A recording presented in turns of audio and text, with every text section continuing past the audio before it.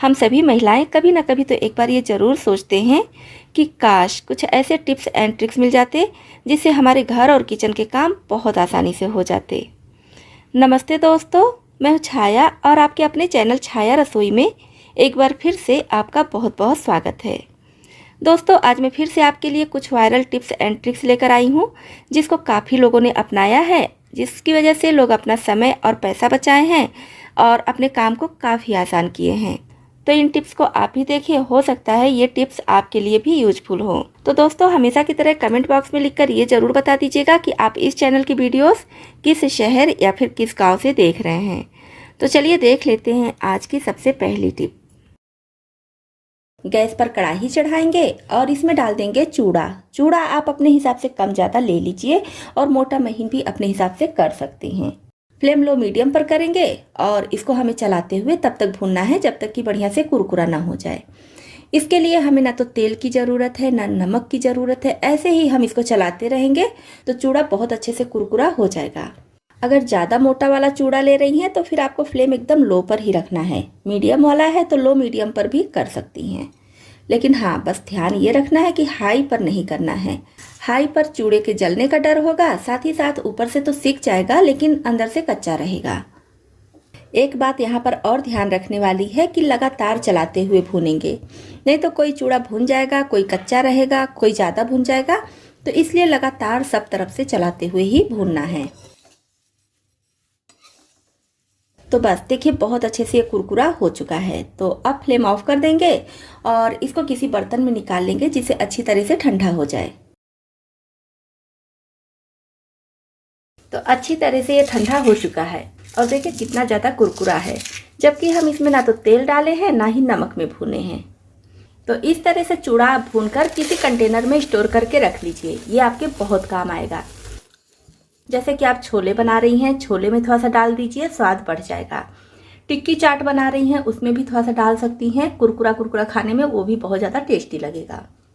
या तो फिर मटर का, चने का कोई नाश्ता बना रही हैं, उसमें भी डाल सकती हैं। इस तरह से आप चूड़ा भूनकर रखे रहेंगे तो आपके कई सारी चीज़ों में ये यूज हो जाता है। सबसे अच्छी बात है कि इसमें तेल का यूज बिल्कुल भी नहीं हुआ है, तो इसलिए नुकसान करने का भी कोई डर नहीं। नेक्स्ट टिप के लिए हमें चाहिए कोई भी पुराना सॉक्स। नया पुराना कोई भी ले सकते हैं। जैसे कभी कभी होता है कि सॉक्स का एक गायब हो जाता है तो एक फालतू का पड़ा रहता है, उसको भी ले सकती हैं। या तो फिर कोई फट गया है तो उसको भी ले सकती हैं। बच्चे बड़े किसी का भी ले लीजिए। और इसी के साथ में हमें चाहिए हैंगर। कोई भी हैंगर आप ले लीजिए और हैंगर को इस तरह से सॉक्स पहना देंगे। दोनों तरफ से पहनाने की ज़रूरत नहीं है, बस एक तरफ से पहना दीजिए। आप चाहे तो इसी के ऊपर एक और सॉक्स भी लगा सकती हैं, तो ये थोड़ा सा मोटा हो जाएगा। अब इसका यूज हमें क्या करना है? इसका यूज बहुत ही छोटा है, लेकिन यकीन मानिए बहुत ही काम का है। जैसे हम सभी के यहाँ कुछ न कुछ घर में ऐसा सामान होता है, जैसे कि बेड हो गया, दीवान वाला बेड होता है, टेबल होता है, या फिर फ्रिज है, कोई भी मशीन है, तो उसके नीचे सफाई करने में काफ़ी दिक्कत हो जाती है। झाड़ू उसके नीचे जाता नहीं है और हम ज़बरदस्ती झाड़ू से लगाते हैं तो झाड़ू के टूटने का डर होता है। हमारा हाथ भी वहाँ पर नहीं जा पाता है। तो हम इस सॉक्स से और हैंगर से बहुत ही बढ़िया सफाई कर सकते हैं।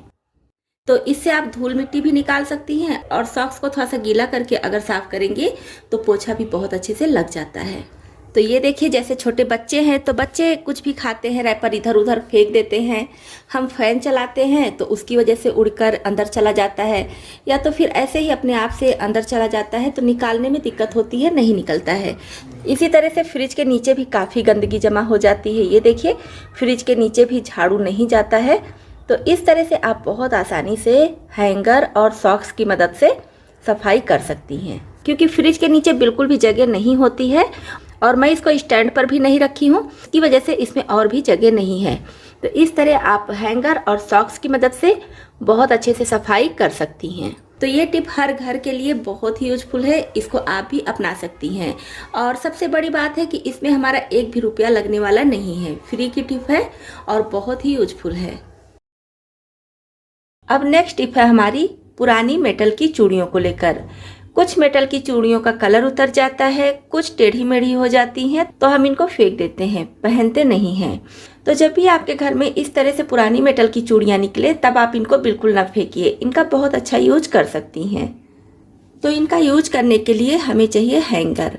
अगर पतले साइज का हैंगर है, जैसे ये वाला देखिए तार का हैंगर है, पतला वाला है, तो आप 2 हैंगर ले लीजिए, और मोटा वाला है तो 1 से भी काम चल जाएगा। कुछ हैंगर में यहाँ पर ये जॉइंट होता है, ऐसे टेढ़ा रहता है, तो आप उसको खोलकर निकाल लीजिए। और ये वाला तो मैं पहले से ही खोल दी हूँ, तो इसको खोलने की ज़रूरत नहीं है। अब ये मेटल की चूड़ियाँ इसमें डाल देंगे।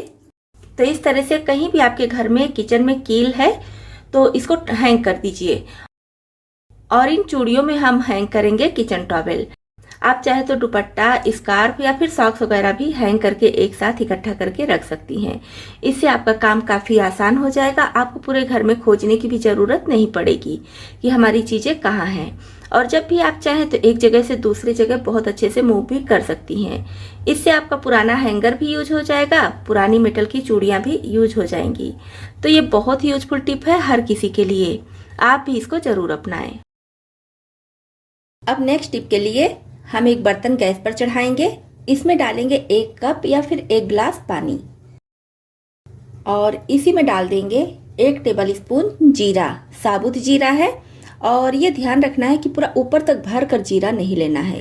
ये देखिए टेबल स्पून कैसे है, इस तरह से बराबर करके फिर लेंगे। पानी में इसको भी डाल देंगे। तो बस अब पानी में उबाल आने लगा है। करीब 2 मिनट तक इसको इसी तरह से अच्छे से उबलने देंगे।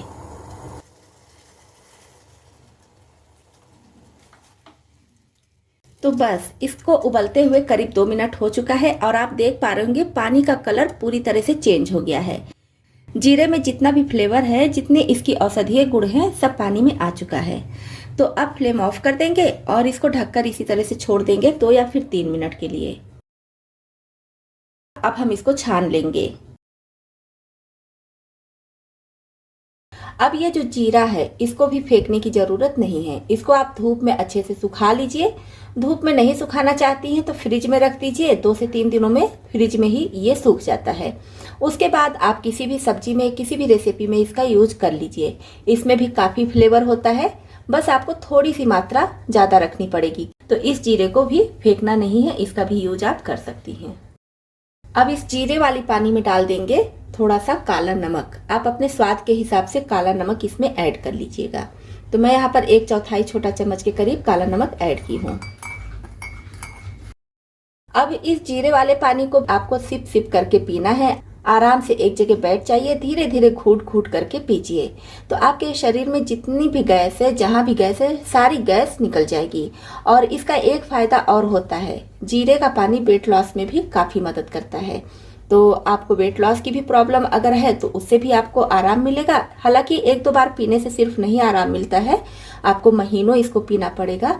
अभी तो मैं सिर्फ आपको गैस के लिए बता रही हूँ, इसलिए वेट लॉस की तरफ नहीं जाऊँगी। तो आप इसको सिप सिप करके पीजिए और आप देखेंगे बस 5 से 10 मिनट में ही आपको गैस की प्रॉब्लम से काफ़ी ज़्यादा आराम मिल जाएगा। चॉपिंग बोर्ड पर जब भी हम कोई चीज़ काटते हैं, खासकर काफ़ी हार्ड चीज़ अगर काट रहे हैं, तो चॉपिंग बोर्ड इधर उधर खिसकता रहता है, जिससे हमें काफ़ी दिक्कत होती है। कोई भी चीज़ कट करते हैं तो उसमें मन ही नहीं लगता है और चॉपिंग बोर्ड को ही सही करते रहते हैं। तो इसके लिए क्या कीजिए, जब भी आपको कोई चीज़ काटना हो तो चॉपिंग बोर्ड के नीचे हल्का गीला किचन टॉवल बिछा दीजिए। किचन टॉवल को पहले हल्का सा गीला कर लीजिए, निचोड़ लीजिए और फिर इसके नीचे बिछा दीजिए। या तो फिर कहीं कहीं थोड़ा सा पानी ही ऐसे डाल दीजिए जिससे बिल्कुल हल्का सा नमी आ जाए। और फिर उस पर चॉपिंग बोर्ड रखिए, अपनी मनपसंद सब्जियां चॉप कीजिए। आपका चॉपिंग बोर्ड इधर उधर बिल्कुल भी नहीं खिसकेगा। जब भी हम नेल कटर से नेल काटते हैं तो कटा हुआ नेल कमरे में या फिर जहाँ भी काटते हैं वहाँ पर इधर उधर फैल जाता है, जो देखने में बिल्कुल भी अच्छा नहीं लगता है, गंदगी भी फैल जाती है। तो इसी के लिए बहुत अच्छी टिप लाई हूँ। जब भी आप नेल काटिए तो इस तरह का पॉली बैग लीजिए।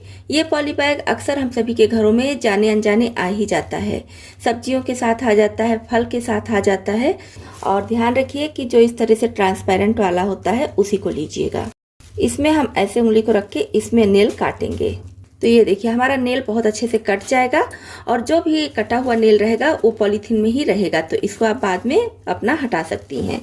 और पॉलीथीन लेते समय ध्यान रखिए कि जो धुंधला वाला होता है वो नहीं लेना है, जिससे आपको बाहर से अच्छे से दिखे। ये पॉलीथीन एकदम ट्रांसपेरेंट है, इसमें कुछ भी आप रख देंगी तो बहुत अच्छे से बाहर से दिखता है, तो नेल काटने में भी कोई दिक्कत नहीं होगी, बहुत अच्छे से दिखेगा।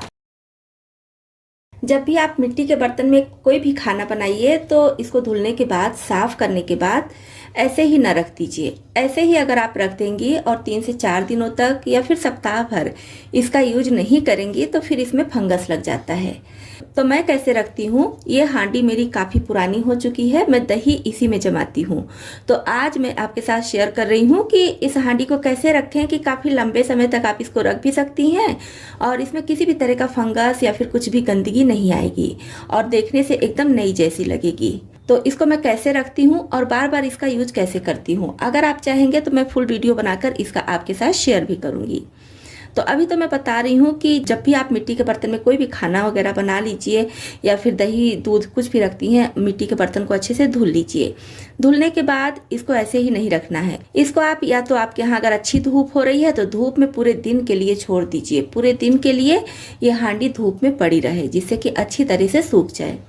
अब अगर धूप नहीं हो रही है तो इस तरह से फ्लेम ऑन कर लीजिए, एकदम लो पर रखिए। अब इसको हम छोड़ देंगे 3 से 4 मिनट के लिए। अगर आपकी हांडी गीली है तो जब तक वो अच्छी तरह से सूख न जाए तब तक रहने दीजिए। और इसके चिटकने का बिल्कुल डर नहीं है, आप बिल्कुल भी परेशान ना होइएगा कि चिटक जाएगी हांडी। बस आपको फ्लेम एकदम लो रखना है और बहुत ज़्यादा देर के लिए छोड़ना भी नहीं है। तो ये देखिए इस तरह से जब आप गैस पर रखेंगी तो ये हांडी में अभी भी देखिए थोड़ी गर्मी थी। तो देखिए पहले हांडी का कलर अंदर कैसा था, अभी देखिए जैसे जैसे इस पर गर्मी लग रही है वैसे वैसे कलर चेंज हो रहा है। तो इसको हम सब तरफ से घुमाते हुए अच्छे से गर्म कर लेंगे, जिससे कि इसमें जितनी भी नमी है, जितना भी मॉइस्चर है, सब सूख जाए। और अगर आपके यहाँ धूप अच्छी है तो पूरे दिन के लिए धूप में पड़े रहने दीजिए, फिर आपको ये प्रोसेस करने की ज़रूरत नहीं है। तो हांडी का कलर देखिए कितना चेंज हो रहा है। तो इस तरह से पूरा ऊपर तक, यहाँ तक हम इसको सब तरफ से घुमाते हुए अच्छे से गर्म कर लेंगे। तो ऐसे गर्म करके जब आप अपनी हांडी को रखेंगी तो सप्ताह भर भी अगर इसको ऐसे ही रहने देंगी तो भी ना इसमें फंगस लगेगा, ना ही किसी तरह की गंदगी। ये देखिए हांडी में जितनी भी नमी थी सब आप देख पा रहे होंगे अच्छे से सूख गई है और कलर भी इसका चेंज हो गया है। तो फिर से मैं इस हांडी को रीयूज करूँगी। अगर आप चाहेंगे कोई भी रेसिपी देखना या फिर मैं दही बनाती हूँ तो दही का वीडियो ही आपके साथ शेयर करूँगी। तो बस अब फ्लेम ऑफ कर देंगे। अब इस हांडी को कहीं गर्म जगह पर रख दीजिए, मतलब कि सीलन वाली जगह पर नहीं रखना है, बाकी आप कहीं भी रख दीजिए। और जो इसका ढक्कन है इसको भी इसी तरह से गर्म कर लेंगे। तो दोस्तों आपको इसमें से कौन सी टिप ज़्यादा पसंद आई और कौन सी पहले से पता थी, कमेंट बॉक्स में लिखकर ज़रूर बताइएगा। इसी तरह से और भी ज़्यादा यूजफुल टिप्स एंड ट्रिक्स देखने के लिए, और अगर आप चैनल पर नए आए हैं तो हमारी यूट्यूब फैमिली में शामिल होने के लिए इस चैनल को सब्सक्राइब भी कर लीजिएगा।